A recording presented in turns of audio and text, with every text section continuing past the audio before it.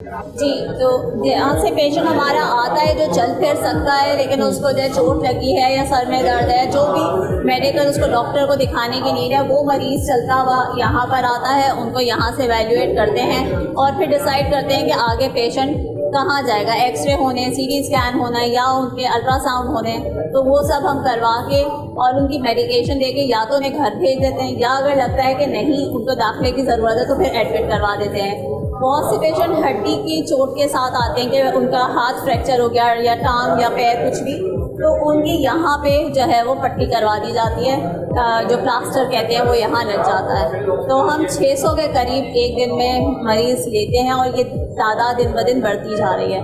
और ये सब सिंध गवर्नमेंट के तवस्सुत से है कि हम शहीद मोहतरमा Benazir Bhutto institute of trauma में फ्री ऑफ कॉस्ट ट्रीटमेंट अपने तमाम मरीज़ों को प्रोवाइड कर रहे हैं उनकी मदद की वजह से, और उम्मीद करते हैं कि हम इसी तरह अपने मरीज़ों की खिदमत करते रहेंगे इंशाल्लाह। Thank you so much madam for your precious time.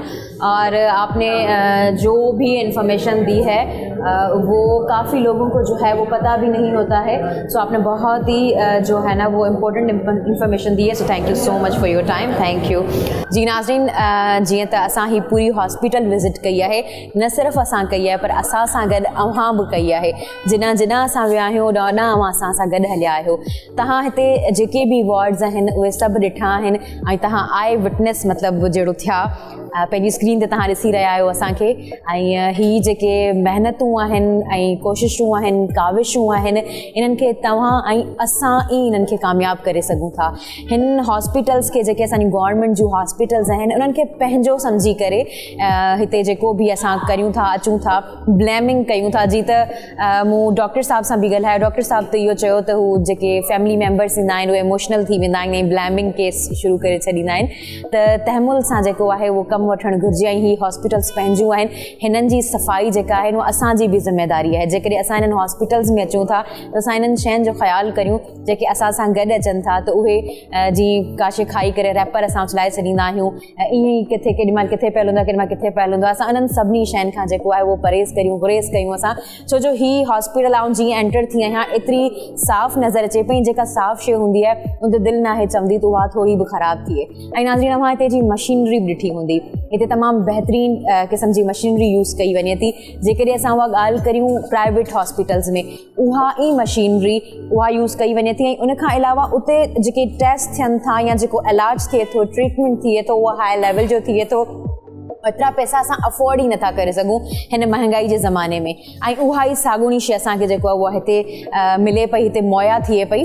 ऐं जेके बि असांखे ॾिसी रहिया आहिनि उहे उन्हनि खे इहा बि शइ चवणु चाहींदसि त जेका एक्चुअल एमरजेंसी हुजे उन में ई इन्हनि सां जेको आहे हॉस्पिटल अचो वञे, उन्हनि सां रुजू कयो वञे। छो जो डॉक्टर साहब इहा ई ॻाल्हि कई पई त कुझु माइनर जेके आहिनि इंजरीज़ हूंदियूं आहिनि, उन लाइ बि पेशेंट्स अची वेंदा आहिनि, पोइ असांखे उन्हनि खे असां जवाबु त ॾेई न पिया सघूं, उन्हनि खे बि असांखे जेको आहे उहो सर्व करिणो हूंदो आहे। त बराए महिरबानी सभिनी जो ख़्यालु रखो, स्पेशली उन्हनि जो जेके एमरजेंसी में अचनि था। ऐं हिननि जे डॉक्टर सां जॾहिं मूं ॻाल्हायो त मूंखे इलाही सुठो फील थियो, छो जो दे वर सो हम्बल, काइंड हुआ, इलाही हम्बल हुआ पंहिंजे पेशेंट सां। ऐं हिते तव्हांखे एमरजेंसी वार्ड हो, एमरजेंसी वार्ड खे बि जेको आहिनि उहो मुख़्तलिफ़ डिपार्टमेंट्स में, अलॻि जी सेक्शन्स चवां, सभु डिपार्टमेंट्स में डिवाइड कयो वियो आहे। वॉक इन आहे, जेको हली सघे थो उहो डायरेक्टली वञी हलियो, ऐं जेको बिल्कुलु एमरजेंसी में आहे उहो एमरजेंसी में वेंदो। त हिन हॉस्पिटल खे एक्सपेंड करण जो बि सोचियो वियो आहे। सो तव्हां ही असांजूं पंहिंजूं शयूं आहिनि, पब्लिक जूं शयूं आहिनि, त हिते सपोर्ट बि करियो। ऐं उनखां अलावा ही जेको ख़ूबसूरत असांखे शयूं नज़र अची रहियूं आहिनि, मतिलबु ही जेको माहौल नज़र अची रहियो आहे, माहौल खे आउं सुठो ई चवंदसि, छो जो मूंखे हिते इहा शइ फील थी त हिते मरीज़नि खे तमामु बहितरीन तरीक़े सां ट्रीट कयो वञे थो। इन जो क्रेडिट आउं सिंध गवर्नमेंट खे बि ॾियणु चाहींदसि। जी नाज़रीन, त असांखे हाणे ॾींदा इजाज़त, असांखे दुआउनि में यादि रखिजो, छो जो अव्हां जी दुआउनि जी असांखे सख़्तु ज़रूरत आहे। ऐं हुई बि दुआउनि में सभिनी खे यादि रखंदा करियो, जॾहिं बि हथ मथे खणो दुआ ला त सभिनी खे यादि रखो।